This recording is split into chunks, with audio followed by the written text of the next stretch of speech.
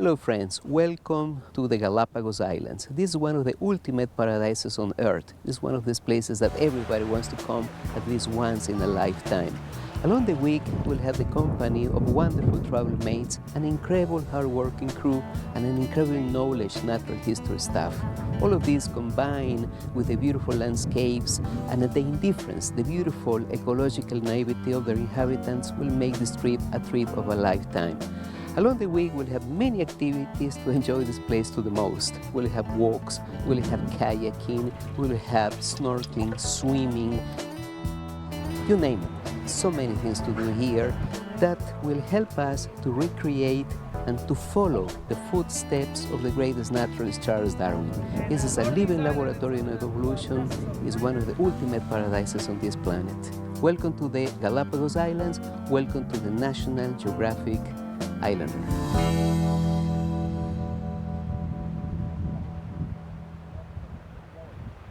Hi, today is our first day of the week and we're visiting North Seymour Island. North Seymour is quite a small island, but it packs a lot of action. It's a great introduction for the week to point the different examples of evolution. For example, we have walked along the shoreline looking at land iguanas, blue-footed boobies, swallowtail gulls, and Galapagos sea lions. Some of the frigates, the males have the pouch inflated to attract the females. We've seen both species of them, the great and the magnificent frigate birds. This is the one island where both of them nest together. It's beautiful. You don't know where to watch. There is so much to see, and the contrast with the beautiful skies and the animals is just marvelous. Well, I've been waiting for a long time to be here, so I really enjoy it. It's the first day, so it's going to be a fantastic week. Blue-footed boobies are at the moment with chicks. Bluefoots nest right on the ground and they lay 2 eggs and raise them both. Males are smaller than the females. Males whistle while females quack. And they have these blue feet for sex appeal. Their mating dance actually involves showing each other their feet.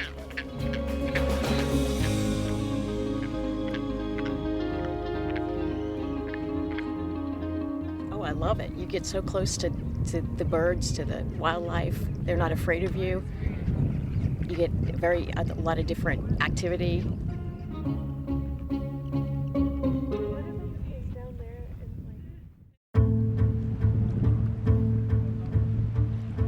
This is your first morning in the Galapagos. This time we are on the beautiful island of Bartolomé, and this is a phenomenal place to understand the geology of the islands and also the beginning of things on the Galapagos and on our planet.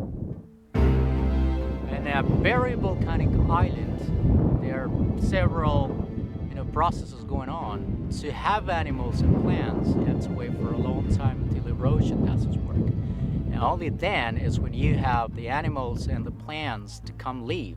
But without it, it's very difficult. So yeah, we do have the first elements of life coming to show on the island, like lava lizards, like small plants, but it's still in the process of colonizing.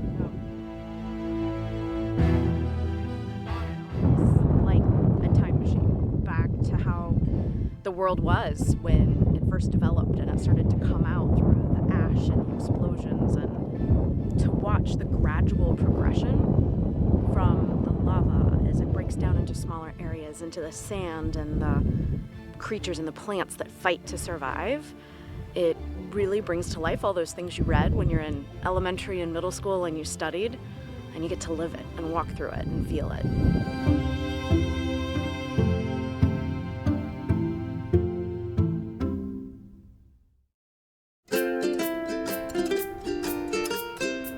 Welcome to the Galapagos Marine Reserve, and this is one of the most special marine reserves in the world because it has an enormous amount of wildlife. It's a combination of animals from different regions of the world, from warm water, from cold water, and from kind of this beautiful tropical water from the other side of the Pacific.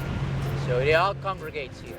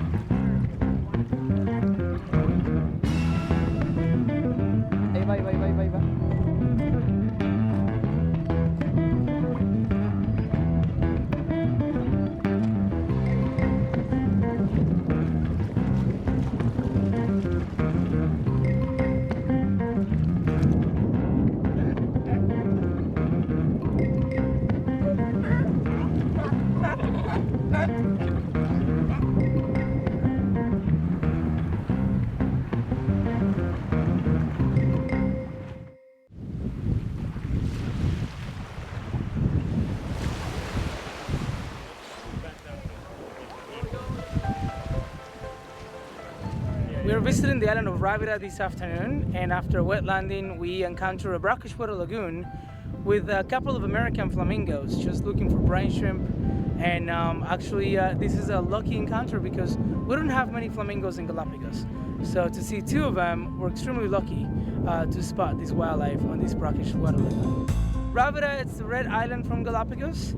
The amount of iron here is incredible, and iron oxide has turned the whole island red. So we walk on a red sandy beach.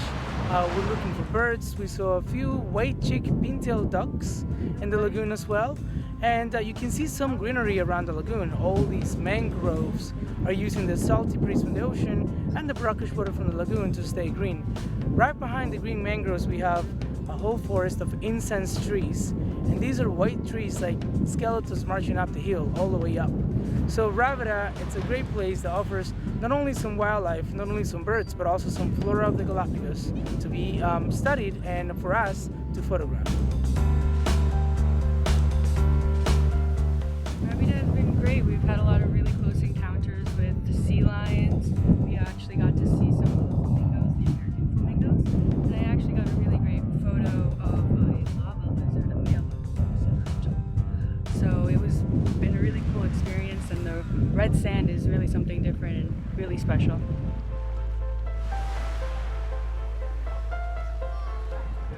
Hey, come on, I didn't say the American one. I tried. Make all the little fish rise. We're so lucky this morning. We found a very large pot of common dolphins. Just beginning the day with this to celebrate. What a moment.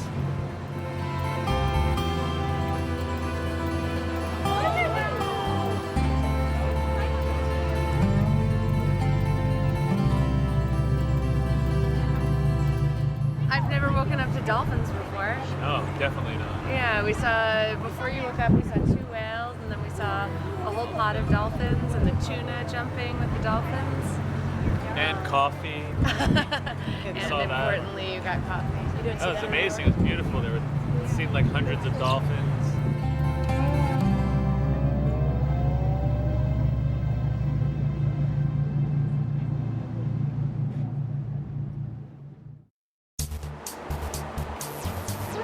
For welcome to the equator.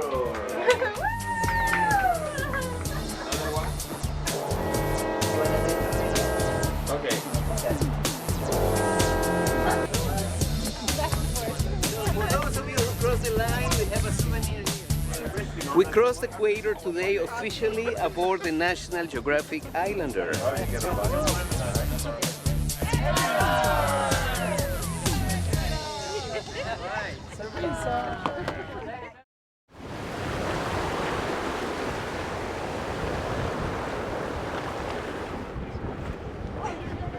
Good morning to all. We are in front of a huge volcano today. This is called Ecuador volcano. And the reason of the name is because the equatorial line crosses it. Today we will be navigating around this coastline, and we will have today Santiago. Say hi to Santiago. He will drive us safely in these shark-infested waters. Those are fur seals. Notice that the neck is not that long. It's kind of stout and heavy. You see the different layers? That's ash, compacted lava ash layers that have fall from the sky, one after the other. This is called tuff, volcanic tuff, T-U-F-F. It's comparable to limestone, but limestone is brought by water. In this case, this came from the air and was deposited one after the other in layers. So the black lava on top is newer. Hey, there you got some cormorants ahead. This is the flightless cormorant. So this is the very rare species of cormorant. They can fly into the islands, and now they cannot come back because their wings have been reduced. This is a living proof, a very good living proof of evolution. So cormorants, when they are in this area, they try to look for whatever they can to make a nest. Here there's a big amount of algae, so you just pick up a little bit of algae and bring a present to the nest. And this is the way they can build one. Something interesting about it is that the material they use for the nesting, it depends on the season. I remember being here in the last El Nino year when everything was dying. Instead of algae, they were using bones. So there's a big accumulation of stuff, a lot of little presents, and that's the nest.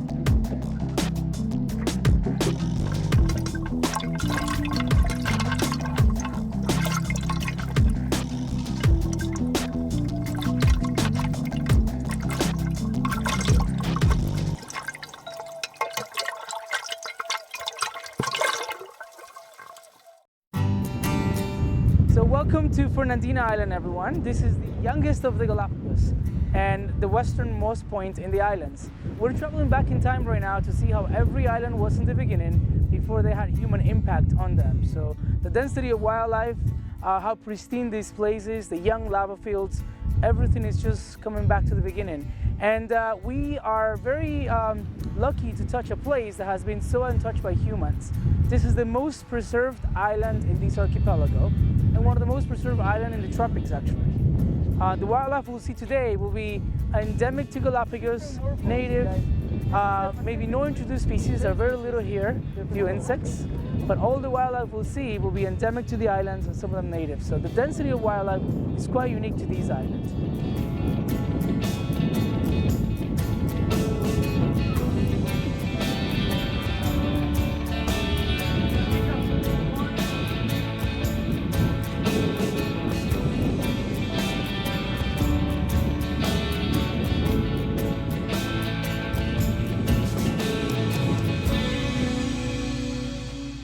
One of the species in the Galapagos that are some of the most representatives of evolution by natural selection are the Galapagos flightless cormorants.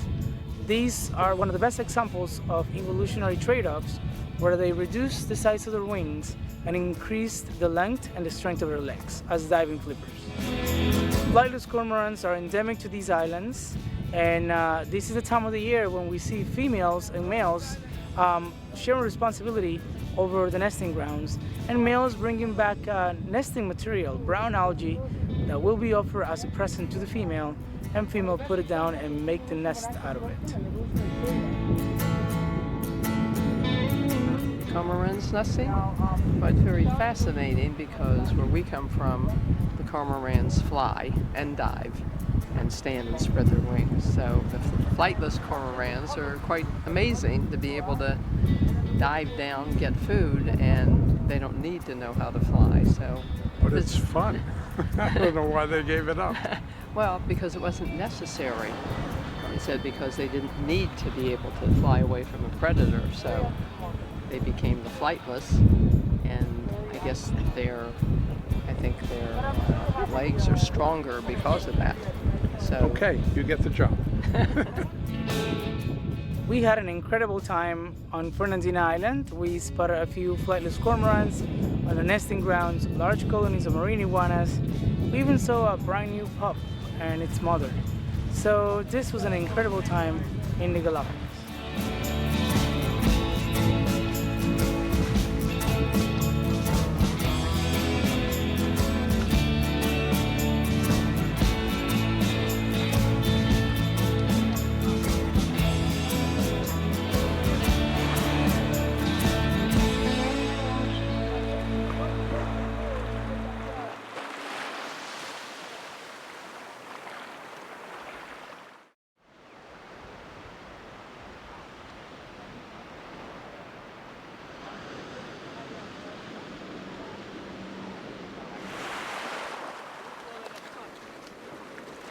Welcome to Isabela Island, Urbina Bay. This place is special because it was uplifted in 1954, and what we have walked today was underwater before then. And in part of this path that we did not visit today, you can see actual coral heads exposed to the sunlight as the evidence of the uplift. The uplift occurred. Just chunks of the seafloor are pushed up by lava instead of opening a crater and spilling it. Just in the empty space is occupied by the lava, which solidifies, and you have no eruption. During the walk, we have seen giant tortoises, a lot of tracks of them, scat from giant tortoises, and plenty land iguanas. Land iguanas, just like the giant tortoise, are herbivores, and they're in charge of spreading the seeds, especially of these poison apple trees found everywhere. Land iguanas live the longest among the iguanas, over 60 years, and the male is bigger and brighter, yellow. The yellow is an adaptation to repel heat. The land iguana is the ancestor of the marine iguana. Amazing, yeah. They're huge, much bigger than I expected to see. Always seen them in books, and you just can't appreciate them, until you see them up close in person. Really interesting, fascinating animals. I'm used to seeing the tree iguanas. They climb in the trees. They have these really long tails and nimble legs, good for climbing. But these guys are just perfectly suited for land. They have shorter tails and the stubbier faces, so they can, graze on the ground rather than picking fruit off trees. And it's just amazing.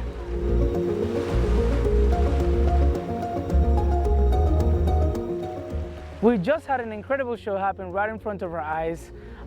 As we were just enjoying the beach, we happened to see a flightless cormorant that it looked like it was eating something, but it truly didn't get the whole head out of the water until it did, and we saw these Galapagos flightless cormorant eating a moray eel.